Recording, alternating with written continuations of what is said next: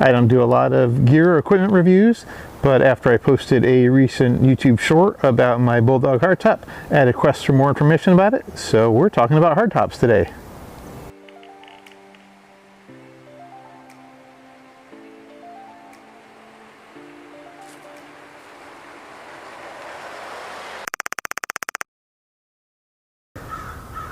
Before I start my review, a little bit of context first. This is the second Jeep Wrangler that I have owned. The first was a TJ that had a soft top on it, and now this is my JK, and it had a soft top on it when I bought it. So this review is in comparison to Wranglers with soft tops. I have maybe once been in a Wrangler with a factory hardtop, so this review is not a comparison to factory hardtops or any other brand of aftermarket hardtop. This is only my experiences with this in comparison to previously driving Wranglers with soft tops. In this review, I will first go over some information about BullDawg if you're not familiar with the company. Then I have the my spec sheet here from my build. BullDawg does build these hardtops to order, so I have my spec sheet, so I'll go through what is on the spec sheet, how my top was built. We'll talk about both the specifications and the price. We'll talk about how it's attached to the Wrangler, talk about what it actually looks like all the way around, and then I'll give you my my thoughts on it. So let's get started. Going through the build sheet here, I'm going to give prices, but these prices were what I paid in December of 2022. So I'm filming this in February of 2024. So obviously prices have changed, prices both of the BullDawg tops, other aftermarket tops, as well as factory tops. But a note on that regarding factory tops, I did, before I bought this, I did ask at the dealership about the Mopar replacement hardtop for the JK, and they informed me at that time, which was probably October of 2022, that Mopar was no longer producing JK hardtops. So a factory hardtop for me was not an option. That may have changed since then. I haven't checked. So going through the build sheet here, the hardtop itself was $2,299. I did get optional slider side windows. I'll show those in a minute. Those were $250. I also opted to have them install a Rhino Vortex complete roof rack, including the crossbars, which was $425. Also the Rhino Rack X-Tray, the large X-Tray that's on top, was $420. I did have it installed at the BullDawg factory in Tennessee. Installation was $200, and I did get a discount on the tray, which was $42 off, and then Tennessee sales tax was $328, so bringing that grand total to $3,880 for the hardtop as installed as you see it here today. Like I said, prices I'm sure have changed, but that is what I paid at the time it was installed. BullDawg does offer options other than what I chose. They do have other options for the exterior color of the hardtop, the interior color of the hardtop, the side windows, the roof rack. So all that information can be found on the BullDawg website, because they have many different options. Like I said, they do build these tops to order. So check out their website if you want information on what they offer besides what I chose to get for my top. If you're not familiar with BullDawg Manufacturing, they're a small company in Tennessee. They've been making tops since 2002, but the company's manufacturing facility has an even longer history as a boat manufacturer, which I think is relevant as they have a long history of constructing a durable and definitely watertight products. Alright, so in terms of how the hardtop is attached, moving into the back of the Jeep here, along the bed rail, there are 3 different attachment points with a knob on the top and a wing nut on the bottom. So they would be fairly easy to remove if you wanted to remove the hardtop.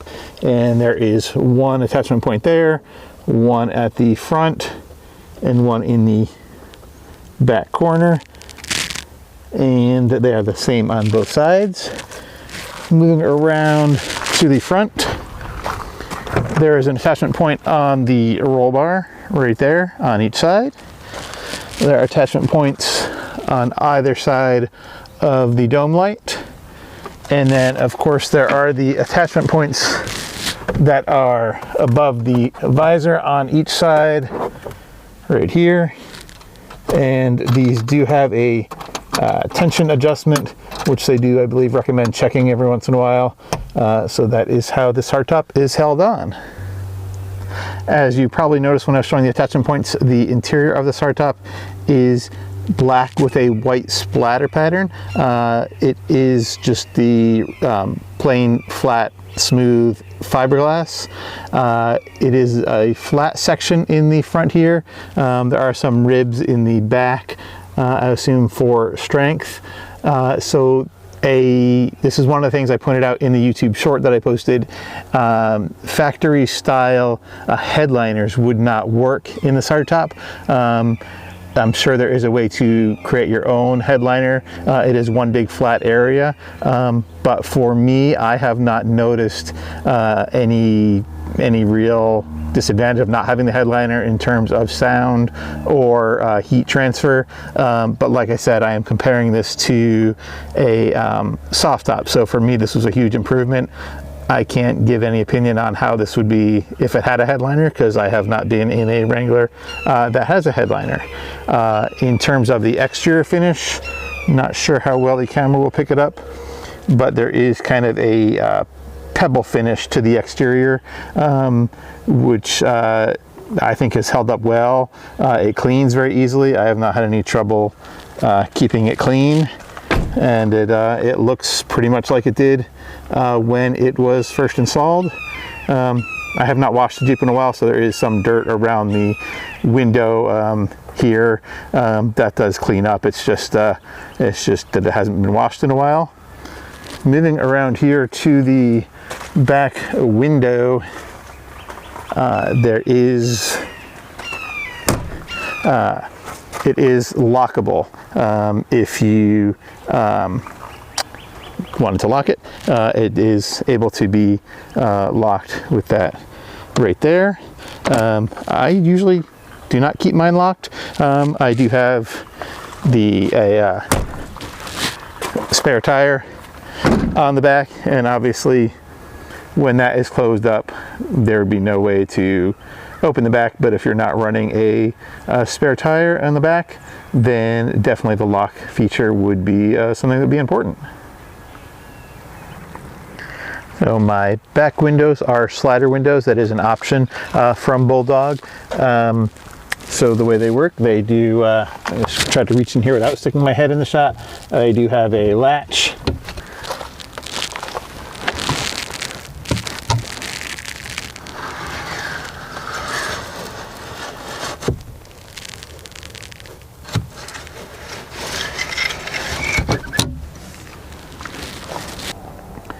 BullDawg does offer several different options for the crossbars and roof rack. I do have the X tray, which I keep my recovery gear and traction boards in at all times. If I were to do it again, I would probably choose the flat platform style option that they do offer, just because there are more accessories that you can get to attach to that. But this has been useful, and I have also attached my awning to this as well. Like, you can attach the awning to the crossbars, so that has worked out okay. But like I said, I think the flat tray style roof racks do offer some more options in terms of adding accessories. But otherwise, I don't really notice any wind noise from the roof rack, but I've never driven this with a hardtop without the roof rack. So again, a little bit of lack of anything to compare to, but I don't really notice any wind noise from this rack. So to wrap this up, if we had to do it again, we would definitely buy another BullDawg hardtop. Things I like are the options that they offer, the build quality, and the fact that it's made in the United States. We drove cross country with our soft top on, and we decided probably in the first day or two that we were going to switch to a hardtop. So this has definitely been a great addition to our JK, and I do want to stress that this is not a paid endorsement or promotion of this product. This is just my personal opinion, having owned this now since December 2022, which is a year and 2 months. Definitely no issues with it, and like I said, we'd buy the same thing again. So thanks for watching. If you haven't already hit that subscribe button, please subscribe. Definitely helps the channel out. We have a goal to get to 1,000 subscribers this year, so that's a long way off for us. But if you've enjoyed our content, please subscribe. Please hit the like button. Leave a comment if you have any questions, and I'll see you guys on the trail.